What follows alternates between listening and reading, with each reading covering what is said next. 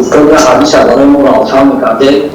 پیامبر صلی الله علیه و سلم گفتند در این امت ایمان 70,000 شخصیت‌هایی هست که به حساب کتاب جنت می‌درویند، حساب کتاب کرده نمی‌شوند. کسی که حساب کتاب کرده شود عذاب دیده می‌شود. آیا صحابگان از 100,000 زیاد نبودند؟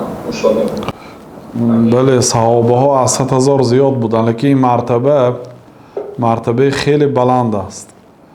اینها شخصیت های هستند که حتی رقیه طلب نمی کنند. گفتند رقیه طلب نمی کنند، یعنی داملا یا دعا خوان که من معظم نیست نمیگن. در همین حالت ها هم توکل به الله تعالی میکنند، یاری از الله میپرسند. ولا یکتبون، این چون یه نمودی تبابت بود. کی آتش را، آهن را در آتش میتسفاندند و به جای بیماری مانند بیماری بواسیر زیر میکردند، میسوزانیدند بیماری را.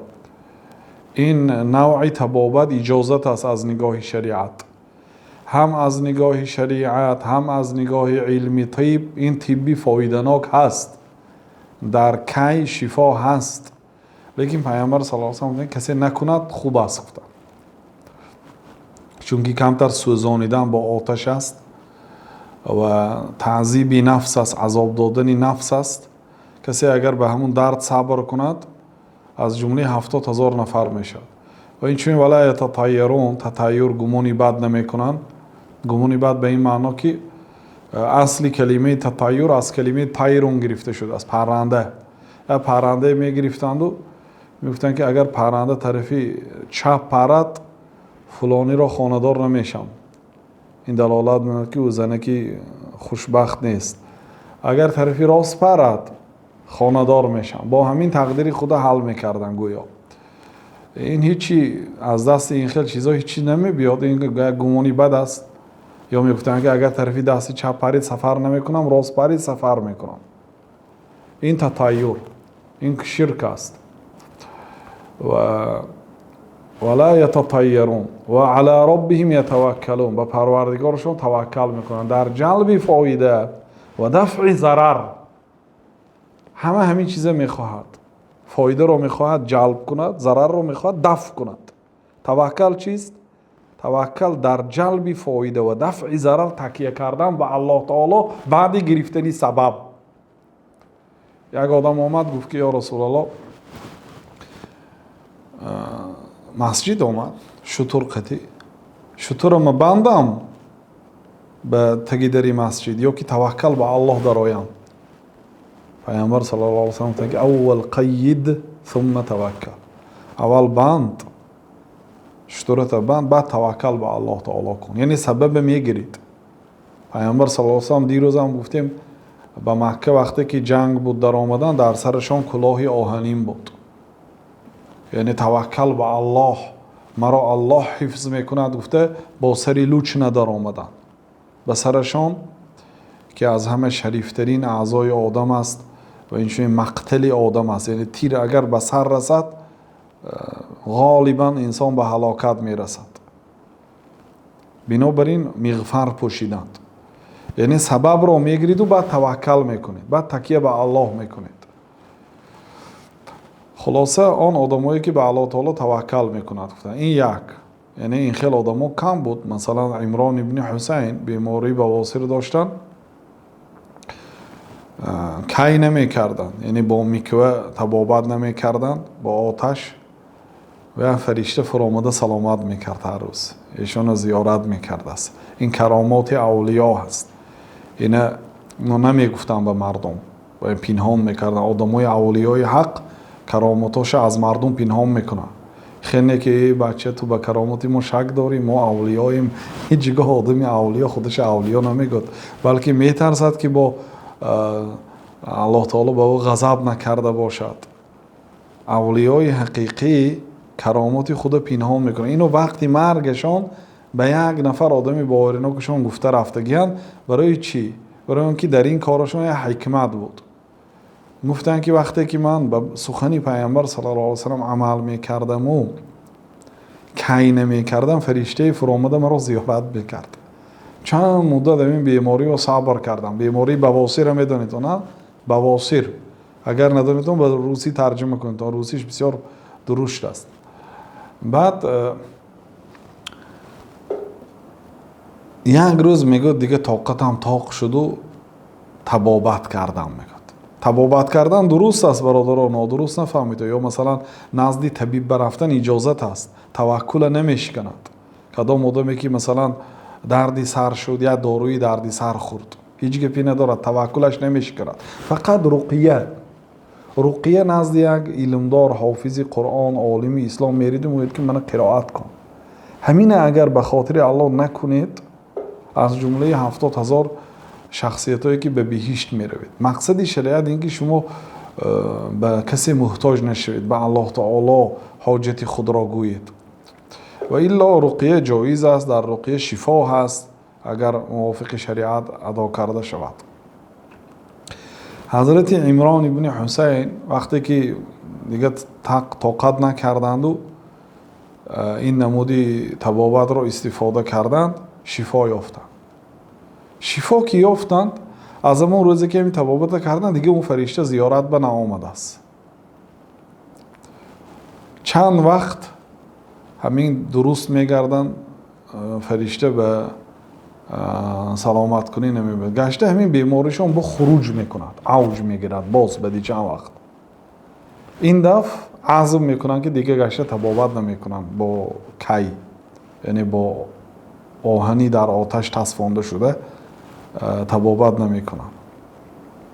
بعد با فرشته فرامده سلامت دوام داده است. اینه فقط در آخر حیاتشان برای یک نزدیکشان گفتن که مقصد ببین که چه خیلی تو اگر به شریعت عمل کنی به چقدر مرتبه ها میرسی. یعنی حتی فرشته چه این پیامبر صلی الله علیه و سلم گفتن اگر شما لو تدومون علی ما انتم علیه لصافحتکم الملائکه فی الطرقات، اگر شما چه خیلی که در نزد من خیلی حاضر نشستید، ایمانتون در درجه بلند برآمده است، همیشه همین باشید، فرشته ها در کوچه ها فراموده شما کدی سلامت میکنند. یعنی فرشته ها صحابه ها سوال دادن که یا رسول الله همین منافقی نیست مگر ما در نزد شما باشیم گویا جنت و دوزخ در حقیقت میبینیم، لیکن وقتی خانه میریم با مهلت دراز میشد بین ما و بین نشستی ما و بین شما، بازارها میگردیم، آمیخته با دنیا میشیم، دیگر آدم میشیم. یعنی از این حالت اون حالت فرق میکند. مگر این درویگی نیست؟ پیامبر صلی الله علیه و سلم نه، این درویگی نیست. اگر شما همه وقت 24 ساعت همین چه خیلی که در پیش من نشسته در وقت شنیدن صحبت های وحی علمی، اگر همه وقت همین باشید، فرشته ها فرامده سلامت میکند. این دلالت میکند که فرشته فرامده سلامت کردنش ممکن آدمی اولیای الله. لیکن اولیای الله نمیگوید اینه برای مردم برآمده در میکروفون که من دوستی خدای من زیارت کنید و از من دعا گیرید و منو بزرگ شمارید و نعوذ بالله. این علاقه صفتی اولیای الله نه. خب این حدیث ما شرح داده بودیم، همین خیلی کدام برادری در یکی از پخش‌های مستقیم سوال کرد، این حدیث ما شرح داده بودیم.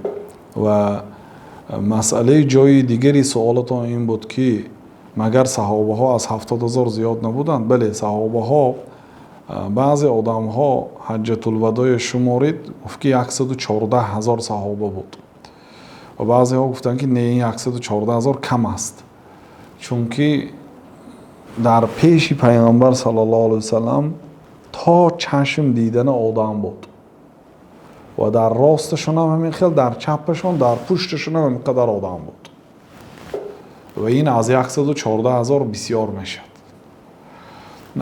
اونا بعضی هاشون یک مراتبه همون در حج دیدن، یک مراتبه دو مراتبه در اثنای عرفات و طواف و در سنگ پرتایی و در همین خیلی عبادت ها دیدن. یعنی صحابه هایی که فقط در اثنای حج دیدن، صحابه هایی که هم صحبت شده گشتن اونا نسبتا کمتر بود عددشون. لیکن اگر این خیلی گویم اگر اون صحابه ها در آمدن ما و نصیب نیست از اون 70,000 نفر گفتن ممکن. لیکن یه حدیثی دیگر است در مسند امام احمد، در اونجا آمده است که همراهی این 70,000 با 70,000 دیگر های، همراهی هر یک هر یک نفری 70,000 نفری دیگر ای، یعنی 4 میلیارد و 900 میلیون میشد. 4 میلیارد و 900 میلیون و البته رحمت الله تعالی وسیع است. اگر همین 4 صفت در شما باشد حتما شما از جمله اونا میشید. یعنی 4 صفت باشد و دیگر عملاتون هم باشه. این خیلی نه که 4 صفت باشد و دوز باشد، زیناکار باشد، آدمی مثلا دیگر گناه های کند، نه. یعنی مؤمنی با تقوا باشد، علاوه بر این 4 صفت در او یافت شود، ان شاء الله از جمله 70,000 نفر میشد. بعد در دوامش یک چیزی دیگر هم قید کردید که پیامبر صلی الله علیه و سلم گفتن که و من نوقش، و کسی که حساب و کتاب کرده شود علیکه عذب و عذاب داده شد. حساب و کتاب این خیلی که مثال این 70,000 نفر به حساب و کتاب به بهشت میرد. گفتیم به حساب و کتاب الله تعالی وی نمی استویند یا بر اینجا بیا تو فلانی پسری فلانی بودی، فلان کارهای کردی در دنیا، این خیلی نه، وی راست در آمده میرد. اما یک آدمی هست که الله تعالی می استویند میگوید که فلان روز فلان گناه کردی، فلان روز فلان گناه کردی، بنده اعتراف میکند بله پروردگار من گناهی کردم. الله تعالی میگوید که من در دنیا هم روز کردم، پنهان کردم عیبی تو را، هیچ کسی نفهمیده، امروز هم پنهان میکنم در جنت. این الکه از جمله 70,000 نفر نه، برای اینکه این عذاب این حساب کتاب کرده شد و کسی که حساب کتاب کرده شد و عذاب داده شد الکه. حالا امنیت به فریاد کند، مثال عادی ده، فرض کردیم فریاد کرد شما زنگ زد و گفت که امنیتی فلان ریان یا فلان شهر به بیا گفت، الکی شما در عذابید. حالا نمیدونید که برای چی من چی گناه کردیم که شاید شما بی گناه هستید، شاید همچون شاهد، شاید همچون بیا یک رقیه خوانده ما داملا میکرد. بعضیش هم خیلی بود میرید میگوید یک دعا خوان که معظم نیست، میگوید لیکن نمیگوید در تلفن، لیکن تا رفتن این عذاب است الکی. و اگر روید و گوید که تو فلان کارا داری، روزی فلانچی به خانت آمد یا ریشدار کردی سلامت کردی، همین خیلی گپای هم تو گفته گذارد، اگر الکی شما عذاب الکی در عذابید، وجود شما در عذاب است الکی. این حالی یک مخلوق لعنت کرده الله، یک مخلوق دشمنی الله، یک مخلوقی که در پیش الله تعالی کن فیکون یک لحظه جانش الله تعالی میگیرد، در پیش همین قدر میترسید. فما بالک برب العالمین، پس چی باشه در پیشگاه الله تعالی وقتی که پای لوچ، تنی لوچ، عریان، ختنه ناکرد، خیلی که شما رو از مادرات هم به دنیا آورده بود همون گونه ایستاده در پیشگاه الله تعالی. انا اون روز هم تو حساب کتاب خالی اون عذاب است. بعد در آخرش بگذار الله تعالی گوید که خیر بنده همه گناه هایی که کردی چه خیلی که در دنیا پنهان کردم امروز هم پنهان میکنم، در رو به جنت گویدم، لیکن تا اینه شما الکی تمام شده. اون عذابی سخت است. بنابراین حضرت عایشه گفتن که و من نوقش الحساب فقط عذب، کسی که میخواد مناقشه کرده شود، یعنی کارهای گناهی کردگیشه و هر یک دقیقه هاش پول فلان روز من به تو فلان قدر پول دادم، همون پولای کجاها صرف کردی؟ گفته پرسد. شما لرزیده جواب میتید کو زبانتون میخمد نمیخمد، همین خودش عذاب است. بنابراین اینا با اون 70,000 نفر به حساب و به کتاب میدارن، با اونا نمیدارن، اگر چند که اینا دوزخ ندیدند.